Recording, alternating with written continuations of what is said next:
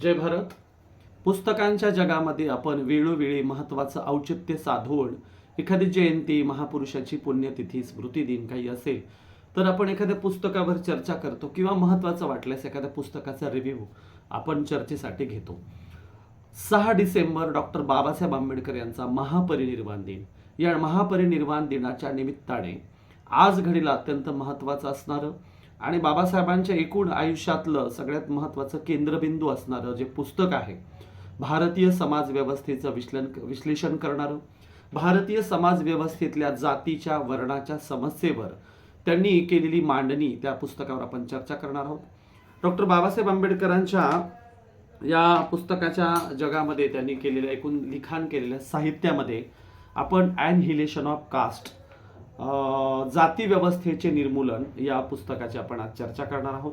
अत्यंत महत्त्वाचं आणि बाबासाहेबांच्या संबंध आयुष्याचं केंद्रबिंदू. आपण याला केंद्रबिंदू यासाठी म्हणतोय की बाबासाहेबांनी भारतात शिकून आल्यावर जी प्रधान महत्त्वाची समस्या चर्चेला घेतली, आयुष्यभर त्या समस्येच्या विरोधात संघर्ष केला आणि त्या समस्येला जागतिक पटलावर समस्या नेली, ती म्हणजे भारतीय जाती व्यवस्था. त्याने त्यांच्या आयुष्यातला पहिला प्रबंध वयाच्या 25व्या वर्षी देखील लिहिला आणि त्या प्रबंधात देखील त्यांनी हाच भारतीय जाती व्यवस्थेचा मुद्दा चर्चेला घेतला होता. त्याबद्दल त्यांच्या त्या प्रबंधाचं नाव होतं caste in India, their origin and their mechanism, genesis and development. त्यांच्या ह्या प्रबंधाला 1916ला त्यांनी तो लिहिला होता वयाच्या 25व्या वर्षी. 2016ला 100 वर्ष पूर्ण झाली होती. म्हणजे आयुष्याच्या प्रथम प्रबंधाची, लिखाणाची सुरुवातच बाबासाहेब जाती व्यवस्थेने करतात आणि संबंध आयुष्यभर यावर काम करतात. ते बौद्ध धर्माचा मार्ग देखील याचसाठी धरतात की भारतीय जाती व्यवस्था ती ज्या धर्मात आहे तिथे जर बदल होणारे नसतील, जाती व्यवस्थेबद्दल त्यांच्याकडे काही तोडगा नसेल किंवा ती धर्मव्यवस्था, जाती व्यवस्थेचं समर्थन करणाऱ्या धर्मग्रंथांचं काय करायचं याबद्दल भूमिकाच घेणार नसेल, तर म्हणून बाबासाहेबांनी अस्पृश्यतेतून आणि जाती व्यवस्थेतून मुक्ती मिळवण्यासाठी मुक्तिकोण पथे म्हणत त्यांनी बौद्ध धर्माची वाट धरली. आणि म्हणून 6 डिसेंबर रोजी खऱ्या अर्थाने बाबासाहेबांना अभिवादन म्हणून आपण त्यांच्या ह्या ॲनहिलेशन ऑफ कास्ट, जाती व्यवस्थेचं निर्मूलन, या पुस्तकावर आपण चर्चा करणार आहोत. हे पुस्तक महाराष्ट्र सरकारने प्रकाशित केलेलं आहे आणि हे पुस्तक पूर्वीला 16 रुपयाला मिळायचं, आता याची 20 रुपये किंमत दिलेली आहे. आणि ह्याच्यामध्ये नंतर बाबासाहेबांच्या ह्या त्यांच्या भाषणावर, त्यांनी लिहिलेल्या पुस्तकावर गांधीजींनी काही टिप्पणी, आक्षेप नोंदवले होते. त्याला उत्तर देणारं बाबासाहेबांनी पुढे काही लेख लिहिले. त्याच्यासह या पुस्तकामध्ये एकूण मांडणी तुम्हाला मिळेल. हे दुसऱ्या आवृत्तीचं, बाबासाहेबांच्या हयातीतच प्रकाशित झालेल्या दुसऱ्या आवृत्तीचं हे पुस्तक आहे. या पुस्तकाचा पार्श्वभूमी अशी आहे की डॉक्टर बाबासाहेब आंबेडकर यांना लाहोरच्या जातपात तोडक मंडळाच्या लोकांनी भाषणासाठी बोलवलं होतं. तिथल्या जातपात तोडक मंडळाच्या कार्यक्रमाचं त्यांना अध्यक्षपद दिलं होतं आणि अध्यक्षीय भाषण त्यांनी बाबासाहेबांना लिहून मागितलं होतं. बाबासाहेबांनी ते लिहून पाठवलं. हे जे जातपात तोडक मंडळ होतं ते आर्य समाजाच्या लोकांचं होतं. आर्य समाजाचे लोक अनिष्ट रूढी परंपरा यावर काम करत होते. त्यातल्या त्यात ते जाती निर्मूलनाचं काम करत होते आणि त्याच्यासाठी ते त्यांच्या परीने काही मार्ग अवलंबत होते, जसं सहभोजन करणे, आंतरजातीय विवाह लावणे वगैरे. तर ते बाबासाहेब या विषयावरचे एक्सपर्ट आहेत म्हणून ते बाबासाहेबांकडून वेळोवेळी मार्गदर्शन देखील घेत असत. आणि म्हणून त्यांनी बाबासाहेबांना अध्यक्षता दिली, भाषण लिहून द्यायला पाठवलं. बाबासाहेबांनी ते लिहून पाठवल्यावर नेमकं बाबासाहेबांचं हे भाषण त्यांच्याकडे लिहून जाण्याच्या काही महिने अगोदर, म्हणजे भाषण 1936लाच बाबासाहेबांनी हे लिहिलंय, ते देणार होते एका कार्यक्रमात लाहोरच्या. त्याच्या आधी बाबासाहेबांनी धर्मांतराची घोषणा केली होती. ते म्हणाले होते, हिंदू म्हणून जन्माला आलो, हिंदू म्हणून मरणार नाही. आणि नेमका त्याही गोष्टीचा उल्लेख बाबासाहेबांनी या भाषणात केला होता. आणि ही गोष्ट मात्र त्या जातपात तोडक मंडळाच्या लोकांना नको होती. त्यांचं म्हणणं होतं, आहे तिथेच धर्मात राहून आपण सुधारणा करूया. आणि म्हणून काही गोष्टींवर त्यांनी बाबासाहेबांच्या आक्षेप घेतला आणि हे भाषण बाबासाहेबांना बोलवण्यास ते टाळाटाळ करायला लागले. त्यातून बाबासाहेबांनी त्यांच्या प्रश्नांना उत्तरं दिली, त्याच्यासाठी देखील त्यांनी काही पत्र पाठवली. आणि मग बाबासाहेब शेवटी या मतावर आले की ते म्हणाले, आता तुम्ही मला बोलवलं तरी मी देखील येणारच नाही, कारण आता तुम्हाला जर केवळ डागडुजा करायच्या असतील, सुधारणा करायच्या असतील तर त्याला काय अर्थ आहे. आणि म्हणून अशा पद्धतीनं शेवटी बाबासाहेबांचं हे भाषण लाहोरला जातपात तोडक मंडळाच्या स्टेजवरून होऊ शकलं नाही, परंतु त्यांच्या डोळ्याच्या समोर त्याच्या प्रती काही छापून आल्या होत्या आणि त्या पहिल्या प्रती हातोहात गेल्या आणि मग बाबासाहेबांनी हे दुसऱ्या आवृत्तीत त्याच्यात आणखीन आक्षेपांची उत्तरं देत त्यांनी हे भाषण छापलं. हर भगवान हे त्यावेळेला एक सदस्य होते जातपात तोडक मंडळाचे. ते बाबासाहेबांशी पत्रव्यवहार करायचे आणि मग त्याच्यातून त्यांनी बाबासाहेबांच्या ह्या धर्मव्यवस्थेत बदल होणार नाही, धर्मव्यवस्था ज्या धर्मग्रंथांवर आधारलेली आहे ते धर्मग्रंथच उद्ध्वस्त केले पाहिजे किंवा ती धर्मव्यवस्था उद्ध्वस्त केली पाहिजे, अशा मांडणीला आक्षेप घेतला होता. आणि हिंदूंच्या त्यांचं म्हणणं होतं की आजची लोक वाईट असतील त्या जातपात तोडक मंडळाच्या लोकांचं, पण धर्मग्रंथ पवित्र आहेत. आणि बाबासाहेब म्हणाले असं नाही, धर्मग्रंथच जाती व्यवस्थेचं समर्थन करतात. अशा ह्या सगळ्या मतभेदातून हे पुस्तक आपल्या समोर आलेलं आहे, हे भाषण समोर आलेलं आहे. आणि म्हणून सगळ्यात महत्वाची बाब आहे की बाबासाहेब आंबेडकर या ग्रंथामध्ये 1, 2, 3 या प्रकारे 26 भागामध्ये विविध पैलूंवर चर्चा करतात. ते इतरांचे आक्षेप याच्यावरही उत्तरं देतात, धर्मव्यवस्थेच्या सगळ्या कांगोऱ्यांवर चर्चा करतात. अशी चर्चा पुढे नेत 14 नंबरच्या मुद्द्यापासून ते विधायक चर्चा करतात. म्हणजे 14च्या अगोदर ते एकूण समस्या मांडतात आणि 14च्या नंतर मात्र ते त्याची उत्तरं मांडायला सुरुवात करतात.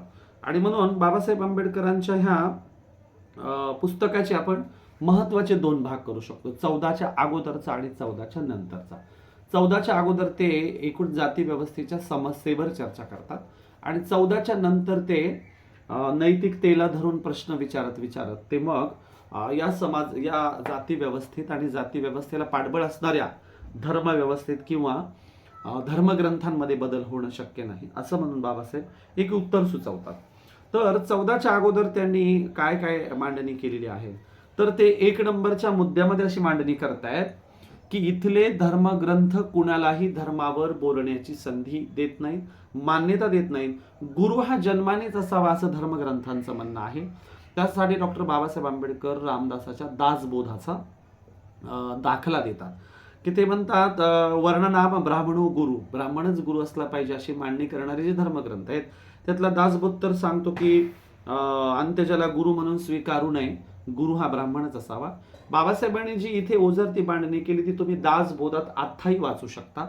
दासबोधामध्ये गुरु शिष्य लक्षण नावाचं जे प्रकरण आहे त्यात सरळ सरळ म्हटलं की नीच जातीचा गुरु केला तेथे अचरची बुडाला, किंवा ब्राह्मण जरी मूढमती तरी तो जगतवंद्य, ब्राह्मणच गुरु असावा, नीच जातीचा गुरु असू नये. हे बाबासाहेबांची इथे जी मांडणी आलेली आहे ती तुम्ही दासबोधात बघू शकता. या प्रकारे ती मांडणी करत करत बाबासाहेब आंबेडकर अस्पृश्यतेच्या गंभीर समस्येवर काही उदाहरणं देतात. त्यांनी पेशवाईमधलं उदाहरण दिलेलं आहे की अस्पृश्यांच्या गळ्यात मडके आणि पाठीमागे झाडू असायचा, त्यांना गावात दुपारी यावं लागायचं आणि त्यांना अत्यंत दयनीय अवस्थेत वागवलं जायचं आणि म्हणून त्यांच्या ह्या परिस्थितीबद्दल कोणालाही काही वाईट वाटायचं नाही, उलट हे धर्मसंमत चालायचं. पुढे त्यांनी टाइम्स ऑफ इंडियाला 4 जानेवारी 1928ला आलेल्या एका बातमीचा दाखला दिलाय आणि त्या भागातल्या बलिया जी जात होती त्या बलिया जातीच्या लोकांनी 10-12 गावच्या लोकांनी एकत्रित येऊन दाबण्याचा, त्यांचं दमन करायचा प्रयत्न केला आणि बलिया जातीच्या लोकांवर काही नियम बसवले ज्याच्यामध्ये बलिया जातीच्या स्त्रियांनी जरीचा काठ असलेल्या साड्या वापरू नयेत, त्यांच्या पुरुषांनी तर ह्या प्रकारच्या पगड्या वापरू नयेत, नक्षीकाम केलेलं काठाचं धोतर बलिया जातीच्या लोकांनी वापरू नये, हिंदूंची सेवा करावी, त्या हिंदूंच्या लग्नात मोफत वाद्य वाजवावीत, त्याचबरोबर वरातीत लग्नविधीमध्ये ती वाद्य वाजवली पाहिजे आणि हिंदूंच्या स्त्रियांचं बाळंतपण बलिया जातीच्या महिलांनी फुकट केलं पाहिजे. आणि अशा विविध अटी लावून सांगितलं की ज्या स्त्रियांना, ज्या पुरुषांना, बलिया जातीच्या लोकांना हे अटी मान्य नसतील त्यांनी गावं सोडावीत. बाबासाहेब आंबेडकर पुढे सांगताना ते म्हणतात की अशा घटना अनेक ठिकाणी घडल्या. त्यांनी अहमदाबादला पण घडलेल्या घटनेचं उदाहरण दिले की तिथल्या स्त्रियांनी उच्च जातीयांच्या सारख्या घागरी, पाणी भरायच्या घागरी वापरल्या म्हणून त्या अस्पृश्यांच्या वस्तीत जाऊन उच्च जातीय लोकांनी आमच्यासारख्या पाणी भरायला घागरी का वापरल्या म्हणून मारण्यात आलं. पुढे बाबासाहेब आंबेडकरांनी सहभोजनात तूप का वाढून घेतलं, म्हणजे अस्पृश्यांच्या वस्तीमध्ये अस्पृश्यांनी पाहुण्यांच्या पंक्तीत पाहुण्याला तूप वाढलं होतं आणि तुम्ही सहभोजनात, तुमच्या सहभोजनात पंक्ती तूपच का वाढून घेतलं, म्हणून उच्च जातीय लोक आले. बाबासाहेब इथे म्हणतात हिंदू धर्मीय लोक आले. या हिंदू धर्मीय लोकांनी येऊन अस्पृश्यांना मारहाण केली. ते पळून जात असताना त्यांच्या जेवणात माती भीती कालवली, जे काही असेल ते. आणि या प्रकारे अस्पृश्यांचं तिथे त्यांनी दमन केलं, अस्पृश्यांना मारहाण केली. का तर उर्मटपणा, उद्धटपणा का केला? कारण उच्च जातीयांनीच तूप खाणं ही धर्मसंमत मक्तेदारी असताना अस्पृश्याने तूप खाणं हे उच्च जातीयांना, हिंदू धर्मीयांना चॅलेंज करण्यासारखं होतं. आणि अशा प्रकारे बाबासाहेब अनेक घटनांची उदाहरणं देत देत ते म्हणतात की ह्या घटना माझ्या 1936च्या अगोदर, हा भाषण लिहिण्याच्या अगोदरच्या आसपासच्या आहेत. बाबासाहेबांनी ज्या घटनांकडे लक्ष केंद्रित केलं त्या घटना बाबासाहेबांच्या नंतर घडणं चालू राहिलं का नाही? तर राहिलं. आजही या प्रकारच्या घटना आपण घडताना बघतोय. युट्यूबला सत्यमेव जयतेचा आमिर खानचा एपिसोड आहे अनटचॅबिलिटी नावाने. त्याच्यात पण 2013-14 पर्यंत या प्रकारच्या घटनांचा पुरावा तुम्हाला मिळेल. आज देखील तुम्हाला अशा अनेक घटना बघायला मिळतील. लातूर जिल्ह्यात मातंग समाजाचा नवरदेव मंदिरात पारावर का गेला म्हणून गावच्या लोकांनी या नवरदेवाला मारून हाकलून लावण्यात आलं होतं. प्रसंगी गावच्या मातंगांना गाव सोडावं लागलं. विदर्भामध्ये आर्वी तालुक्यामध्ये अस्पृश्याचा मुलगा, मातंग समाजाचा मुलगा मंदिरात का गेला म्हणून उन्हाळ्याच्या दिवसामध्ये भर दुपारी स्टाईलच्या गरम फरशीवर लहान लेकराला उघडं नागडं बसवण्यात आलं आणि त्याला शिक्षा देण्यात आली. म्हणजे काय? अस्पृश्यतेच्या ज्या घटना आहेत त्या आजही घडतात, त्या अमानवीय आहेत. आणि ह्या घटनांना बाबासाहेब आंबेडकर मांडणी करतात त्याप्रमाणे धर्माचा, जाती व्यवस्थेचा अधिकार असतो, पाठिंबा असतो आणि म्हणून अशा घटना घडतात. पुढे बाबासाहेब आंबेडकर या घटनांकडे लक्ष केंद्रित करून जाती व्यवस्थेच्या मुद्द्याला, अस्पृश्यतेच्या मुद्द्याला प्राधान्याच्या क्रमात आणतात आणि मग समाजवाद्यांकडे ते आपला मोर्चा वळवतात. 3 नंबरच्या प्रकरणात ते म्हणतात की समाजवाद्यांनी या प्रश्नाकडे दुर्लक्ष केले. समाजवाद्यांना वाटतं आर्थिक चौथरा बदलला की जाती व्यवस्था आणि ह्या अमानवीय परिस्थिती बदलेल, पण बाबासाहेब म्हणतात तसं शक्य नाही. आणि म्हणून समाजवाद्यांची गफलत झाली आहे. ते युरोपियन मॉडेल इथे लावायला बघतात, असं बाबासाहेबांनी या पुस्तकात, या ग्रंथात स्पष्टपणे म्हटलेलं आहे. त्यांचं म्हणणं आहे की आर्थिक चौथरा ज्याप्रमाणे महत्वाचा असतो, पाया ज्याप्रमाणे महत्वाचा असतो, त्याप्रमाणे इमला देखील महत्वाचा असतो. इमला देखील पायावर प्रभाव टाकत असतो आणि म्हणून भारतामध्ये सामाजिक बदल हे महत्वाचे आहेत आणि मग राजकीय बदल, आर्थिक बदल होतील असं त्यांचं म्हणणं आहे. आणि म्हणून डाव्यांच्या अनेक मुद्द्यांना ते या प्रकरणामध्ये खोडतात. मार्क्सवादी, समाजवादी या नावाने ते खोडतात आणि धर्म कशा प्रकारची बाब आहे ते इथे ते मांडतात. आणि म्हणून पुढे डॉक्टर बाबासाहेब आंबेडकर ही मांडणी करत असताना डाव्यांना उत्तर देताना म्हणतात भारतीय परिप्रेक्षात केवळ श्रमाचं विभाजन नाही तर श्रमिकांचं देखील विभाजन आहे. आणि म्हणून कुणाला वाटत असेल की युरोपियन मॉडेलमध्ये श्रमाचं विभाजन होतं, पण युरोपियन मॉडेल सारखे भारतात इथे केवळ श्रमाचं नाही तर श्रमिकांचं विभाजन आहे. ते असं की श्रमिकांचं विभाजन, त्यांना जे व्यवसाय मिळाले ते त्यांना बदलता येत नाहीत. बाहेरच्या देशामध्ये श्रमिकांना त्यांचे व्यवसाय बदलता येतात, या वर्गातून त्या वर्गात जाता येतं, या व्यवसायातून त्या व्यवसायात जाता येतं. पण भारतात हा व्यवसाय करायची इच्छा नसताना देखील त्यांना जन्मावर आधारलेले व्यवसाय करावे लागतात. कोणत्या भंग्याला आपल्या डोक्यावरून घाण उचलण्याचा व्यवसाय करावासा वाटेल, पण अस्पृश्यता, जाती व्यवस्थेत त्यांना ते व्यवसाय करावे लागायचे. तशा जात पंचायती बसायच्या, तसे दंडक असायचे. आणि म्हणून भारतीय परिप्रेक्षात श्रमाचं जसं विभाजन आहे तसं श्रमाच्या विभाजनाबरोबर श्रमिकांचं विभाजन आहे आणि ते जन्मावर आधारलेलं आहे. आणि म्हणून बाबासाहेब आंबेडकर या प्रकारची मांडणी करत करत ते एकूण हिंदू समाज व्यवस्था कशी आहे, वर्ण व्यवस्था कशी आहे ते मांडत जातात. ते म्हणतात इथे जातींच्या वस्त्या आहेत, इथे पेहराव वेगळे आहेत आणि इथे प्रत्येकाचे कल्चर वेगळं आहे. आणि म्हणून कॉमन सणवार उत्सव एकत्र साजरे होत असतात म्हणून ते एक आहेत असं मानता येणार नाही. सणवार उत्सव जरी सगळ्यांचे सारखे होत असतील तरी क्रमिक असमानता वेगळी आहे. आणि म्हणून वंशाने, पुढे ते मांडणी करता म्हणतात वंशाने कुणी सारखं असेल की द्रविड वंशाचे ब्राह्मण आणि द्रविड वंशाचे शूद्र किंवा उत्तरेकडचे ब्राह्मण आणि उत्तरेकडचे शूद्र एका वंशाचे जरी असतील तरी जाती व्यवस्था ही वेगळी आहे, भिन्न आहे. एका वंशाचे आहेत म्हणून ते समान ठरतात असं नाही. आणि मग अशा प्रकारचे बाबासाहेब आंबेडकर अनेक उदाहरणं देत देत उच्च जातीयांच्या क्रमिक असमानतेला ते मांडत जातात. ब्राह्मण, क्षत्रिय, वैश्य आणि शूद्र यावर ते चर्चा करतात. पुढे जाती व्यवस्थेवर देखील या पुस्तकात ते चर्चा करतात. बहिष्कृत कसं केलं जातं यावर ते चर्चा करतात.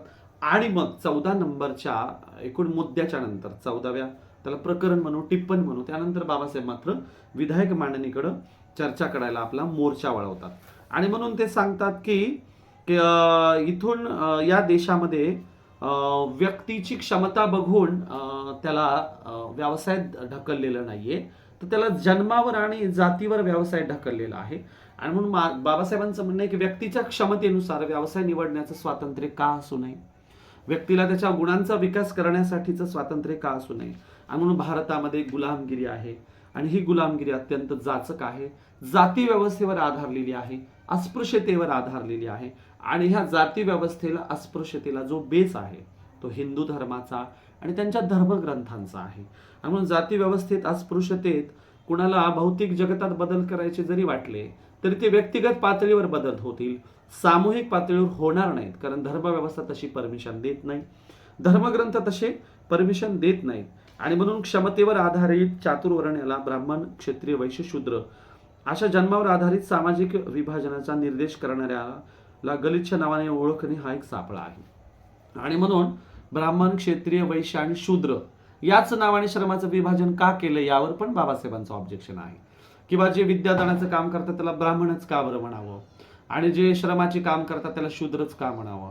म्हणून बाबासाहेबांचं या दिलेल्या नावाला देखील विरोध आहे. ते म्हणतात हा एक सापळा आहे, हिंदू धर्मात जाती व्यवस्थेत, वर्ण व्यवस्थेत टिकून ठेवण्यासाठीचा सापळा आहे. आणि वरवर म्हटलं जातं हे गुणवत्तेवर आधारलेलं आहे. असं काही नाही. बाबासाहेब सांगतात की हे गुणवत्तेवर आधारलेलं नाहीये. आणि म्हणून बाबासाहेब सांगतात की जगामध्ये ज्या प्रकारच्या क्रांत्या झाल्या त्या क्रांत्या भारतात का होत नाहीत, तर भारतामध्ये क्रांती करण्यासाठी शूद्र वर्गाला साधन संसाधन विहीन केलेलं आहे. त्यांना शस्त्र देखील उचलण्याची परमिशन दिलेली नाही. इतके कफल्लक गुलामीत ढकललेले आहेत की ते स्वतः गुलामीतून बाहेर येण्यासाठी कोणतीही कृती करू शकत नाहीत. आणि म्हणून भारतामध्ये शस्त्रे धारण करण्याची मुभा नव्हती, शस्त्रांशिवाय ते बंड करू शकत नव्हते. नांगर चालवणारे होते किंवा त्यांना नांगर चालवण्याची शिक्षा फरमावली होती, त्यांचा फाळ काढून तलवार बनवण्याची त्यांना परवानगी नव्हती. आणि म्हणून शूद्र शेतकरी जे असतील त्यांना नांगर चालवण्याची जणू काही शिक्षाच दिली होती असं बाबासाहेबांचं म्हणणं आहे. आणि म्हणून त्यांना नांगराला लोखंडी फाळ लावता येत होता, पण त्या फाळाचा वापर त्यांना जाती व्यवस्थेतून, अस्पृश्यतेतून, गुलामगिरीतून बाहेर पडण्यासाठी करता आलेला नाही. आणि म्हणून बाबासाहेब आंबेडकर या प्रकारे या सगळ्या व्यवस्थेवर ताशेरे ओढत ओढत सर्वांगाने मांडणी करत करत ते म्हणतात की हिंदूंमध्ये कुणामध्येही सुद्धा आंतरिक अशी भावना निर्माण झाली नाही, उच्च जातीय हिंदूंमध्ये, की आपण यांना गुलामीतून मुक्त केलं पाहिजे. बाबासाहेबांनी आदिवासी समाजाचा, भटक्या मुक्ताच्या समाजाचा देखील प्रश्न उपस्थित केलाय की भारतामध्ये लक्षावधींची संख्या असणारा असा समुदाय आहे जो निरक्षर आहे, रानटी अवस्थेत जीवन जगतो. त्याबद्दल सुद्धा यांना काही वाटत नाही, त्याबद्दल सुद्धा त्यांना गुलामीतून बाहेर करण्यासाठी हे काही प्रयत्न करत नाही. जगाच्या पाठीवर एकमेव असा एवढा मोठा आदिवासी आणि भटक्या मुक्तांचा समुदाय असेल की ज्यांच्या उद्धारासाठी, उत्थानासाठी हे हिंदू म्हणून घेणारा वर्ग काहीही काम करत नाही. त्यांच्या या सगळ्या गोष्टीवर बाबासाहेबांनी लक्ष केंद्रित केलं आहे. आणि म्हणून जातीच्या पायावर तुम्ही काही उभं करू शकत नाही, तुम्ही राष्ट्र उभं करू शकत नाही, तुम्ही नैतिकता उभी करू शकत नाही. जातीच्या पायावर तुम्ही काही उभारले तर त्याला तडेच जातील आणि ती एकजीव असणार नाही. आणि म्हणून बाबासाहेब म्हणतात जाती व्यवस्थेच्या पायावर तुम्हाला एकत्र येणार नाही, काही उभं करता येणार नाही. आणि म्हणून तुम्ही सगळ्यांनी ह्या जाती व्यवस्थेला त्यागलं पाहिजे. आणि म्हणून जाती व्यवस्था त्यागण्यासाठी केवळ सहभोजन करणे आणि आंतरजातीय विवाह सोहळे हे घेणे एवढंच पुरेसं आहे असं बाबासाहेबांना मान्य नाही. त्याच्या पुढे जाऊन म्हणतात ही जाती व्यवस्था ज्या धर्मग्रंथांच्या बेसवर उभी आहे, ज्या धर्माच्या बेसवर उभी आहे, त्याला सुरुंग लावला पाहिजे. तो धर्म आणि ती जाती व्यवस्था, ते धर्मग्रंथच नाकारले पाहिजेत असं म्हणणं इथपर्यंत बाबासाहेब येतात. ज्या धर्माने त्यांच्या जातीच्या पावित्र्याची भावना निर्माण केली तो धर्मच हिंदूंचे वैगुण्य आहे. त्यांना सांगण्याचे धाडस तुमच्यात पाहिजे, तुम्ही ते धाडस दाखवले का? म्हणून बाबासाहेब सांगतात धर्मच वैगुण्य आहे, धर्मग्रंथच वैगुण्य आहेत आणि हे सांगण्याचं धाडस आता दाखवलं पाहिजे. आणि म्हणून बाबासाहेबांनी ते धाडस दाखवलेलं आहे. ते म्हणतात धर्मशास्त्रांच्या पावित्र्यावरचा विश्वास ध्वस्त करणे हा त्यावरचा खरा उपाय आहे. आणि म्हणून ज्या जनतेचा धर्मशास्त्रावर, त्याच्या पावित्र्यावर विश्वास आहे ना, तो जनतेला सांगितलं पाहिजे की ती धर्मग्रंथ चाळा, अभ्यासा. त्यात काय लिहिलंय ते बघा. ते धर्मग्रंथ जाती व्यवस्थेचं, विषमतेचं, अस्पृश्यतेचं समर्थन करत असतील तर ते धर्मग्रंथाचा पाया उद्ध्वस्त केला पाहिजे. आणि म्हणून बाबासाहेब सामाजिक सुधारणांमध्ये हा महत्वाचा मार्ग सुचवतात, की ते म्हणतात आता छोट्या छोट्या सुधारणा करण्याऐवजी धर्मग्रंथांचा जो बेस आहे तो बेस जनतेत घेऊन गेला पाहिजे.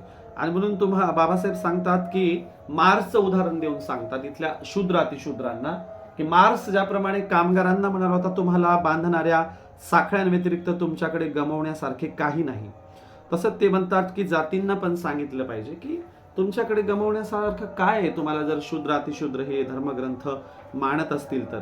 आणि म्हणून अशा प्रकारे डॉक्टर बाबासाहेब आंबेडकरांनी एकूण धर्मव्यवस्थेच्या मुळावर घाव घातला, धर्मग्रंथांची चिकित्सा घडवून आणली आणि त्यांनी हिंदूंना, ब्राह्मणवाद्यांना, एकूण ते धर्म चालवणाऱ्यांना काही सूचना केल्या की तुमच्याकडे पुरोहित पद हे कशावर असावं तर गुणवत्तेवर असावं, त्याच्यासाठी काही परीक्षा असाव्यात, किंवा तुम्ही आता काही नियम बदलले पाहिजेत, सनद नसलेल्या पुरोहिताने केलेला कोणताही समारंभ विधी संमत मानण्यात येऊ नये, तसेच सनद नसताना पुरोहित्य करणे शिक्षापात्र गुन्हा ठरवण्यात यावा, पुरोहित सरकारी नोकरीवर असावा, नोकर असावा वगैरे.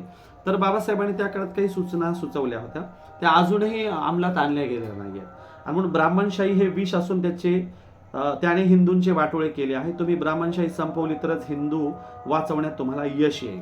बाबासाहेब म्हणतात ब्राह्मणशाहीने हिंदू धर्माचं, हिंदुत्वाचं, हिंदूंचं वाटोळं केलेलं आहे आणि म्हणून ती ब्राह्मणशाही संपवली तर तुम्हाला काहीतरी यश येईल आणि ते यश येणार नाही.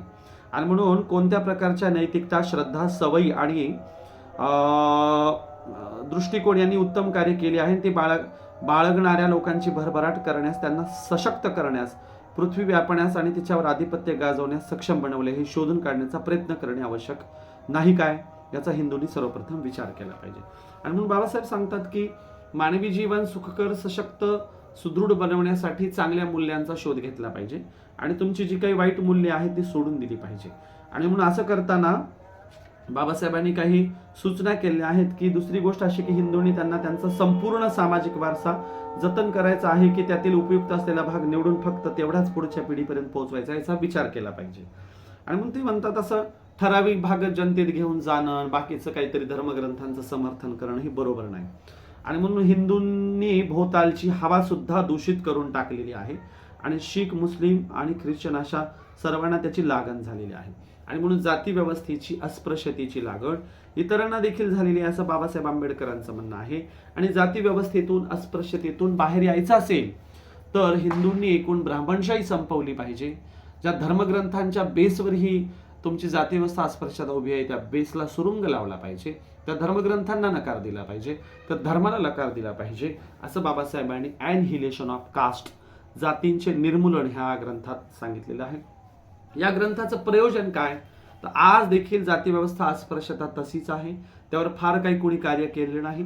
बाबासाहेब आंबेडकर गेल्यानंतर काही लोक अंतर्मुख होतील आणि मोठमोठ्या संस्था बनवून जाती अंताच्या भूमिकेत काम करतील, अस्पृश्यतेच्या भूमिकेत काम करतील असं वाटलं होतं, पण मोजक्या पुरोगामी संघटना सोडल्यास यावर कोणी काम करत नाही. बाबासाहेब गेल्याच्या नंतर प्राच्यविद्या पंडित कॉम्रेड शरद पाटलांनी जाती अंताच्या भूमिकेसाठी अनेक शस्त्र दिली, अनेक ग्रंथ निर्मिती केली आणि त्यावर त्यांना मानणारा अनेक वर्ग, अनेक त्यांना मानणारे गट, पंथ प्रवाह यावर काम करतात, संघटना काम करतात. परंतु सरकारी पातळीवर, देशाच्या पातळीवर हिंदू म्हणून घेणाऱ्या मोठ्या विद्वानांनी यावर काम करायला घेतलेलं नाही. हे पुस्तक दुर्लक्षित केलेलं आहे आणि म्हणून या पुस्तकावर दररोज चर्चा झाली पाहिजे. हे पुस्तक लोकांमध्ये गेलं पाहिजे. 6 डिसेंबरच्या निमित्ताने खऱ्या अर्थाने बाबासाहेबांच्या कार्याला खऱ्या अर्थाने अभिवादन राहील की हे पुस्तक चर्चेत आणलं पाहिजे. कारण आजही अमानवीय प्रथा, परंपरा, जाती व्यवस्थेचं समर्थन करणारे समुदाय आपल्या बाजूला आहेत. राज्यकर्ते तर जाती व्यवस्थेच्या बद्दल जाहीर समर्थनात बोलू लागले आहेत. स्वतःच्या जातीचा वाटा मागण्यासाठी राज्यकर्त्यांनी अनेक पक्ष संघटनांना मटेरियल पुरवलेलं आहे आणि म्हणून उच्च जातवर्गीयांचे, पक्षांचे, ब्राह्मणवादी लोक अशा प्रकारे जातींच्या समर्थनापर्यंत आलेले आहेत आणि बाबासाहेब तर जाती अंताची भूमिका घ्यायला सांगतात.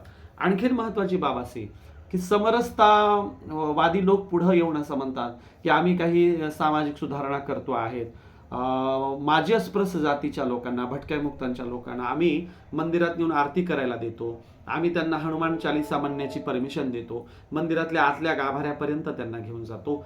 असं म्हणणं हे अपुरं काम आहे, पूर्णत्वाला पोहोचलेलं काम नाही. ती केवळ डागडुजी आहे, ती केवळ समरसता आहे. खऱ्या अर्थाने बाबासाहेबांनी सांगितलेले उपाय आहेत. धर्मग्रंथांची चिकित्सा करा. धर्मग्रंथात असा आलेला भाग, नकोसा असलेला भाग तुम्ही काढून टाकायची तयारी दाखवा. ब्राह्मणवादाचं राजकारण तुम्ही बाजूला करा.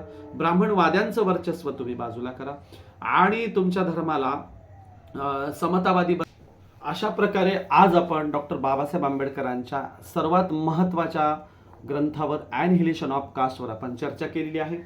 हा ग्रंथ आपण चर्चेत ठेवूया. खऱ्या अर्थाने त्यांच्या महापरिनिर्वाण दिनाच्या निमित्ताने बाबासाहेब आंबेडकरांच्या विचारांना, कार्याला अभिवादन केल्यासारखं होईल. आपण खऱ्या अर्थाने बाबासाहेबांना अभिवादन करूया. हा ग्रंथ पुन्हा जनतेत घेऊन जाऊया.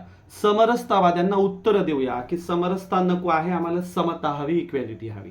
प्रश्न करूया ज्यांच्यात खरंच माणुसकी शिल्लक असेल, अशा लोकांनी जातीअंताच्यासाठी पुढाकार घ्यावा. अशा लोकांनी भेदभाव विरहित समाज रचना उभी करण्यासाठी पुढाकार घ्यावा आणि माणूस म्हणून जगण्याचं आपण आवाहन करूया. 6 डिसेंबरच्या निमित्ताने बाबासाहेबांचं उरलेलं कार्य आपण पुढे चालवण्यासाठी माणसं तयार करूया, चळवळी वाढूया, प्रचारक वाढूया. त्यांच्या साहित्याच्या अनुषंगाने, त्यांच्या साहित्याच्या विविध पैलूंवर आपण चर्चा घडून आणूया. डॉक्टर बाबासाहेब आंबेडकर यांच्या महापरिनिर्वाण दिनाच्या निमित्ताने मी त्यांच्या विचारांना आणि त्यांच्या कार्यांना अभिवादन करतो. डॉक्टर बाबासाहेब आंबेडकरांचा विचार सतत जिवंत राहो, त्यांचे अनुयायी त्यांचा विचार जनतेत घेऊन जावो, या प्रकारची मी अपेक्षा व्यक्त करतो आणि थांबतो. जय भीम, जय भारत.